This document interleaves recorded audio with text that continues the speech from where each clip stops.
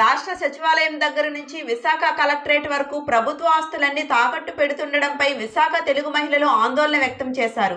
Visakha collectorate వద్ద Telugu Desam party Visakha parliament incharge Sarvasiddhi Anantalakshmi ఆధ్వర్యంలో నిరసన తెలిపారు. ఈ రోజు ప్రభుత్వ ఆస్తులు తాకట్టు పెట్టిన జగన్మోహన్ రెడ్డి రేపు పొద్దున ప్రైవేటు ఆస్తులను మన మాన ప్రాణాలను సైతం తాకట్టు పెట్టే అవకాశం ఉందని ఆందోళన వ్యక్తం చేశారు. ప్రభుత్వ ఆస్తులన్నింటినీ తాకట్టు పెడుతూ సచివాలయాలతో సహా తాకట్టు పెడుతున్నందుకు జగన్ ఎందుకు నమ్మాలి, ఎందుకు ఓటేయాలి? రేపు పొద్దున్న మమ్మల్ని కూడా తాకట్టు పెట్టడమే గ్యారంటీ ఏమైనా ఉందా?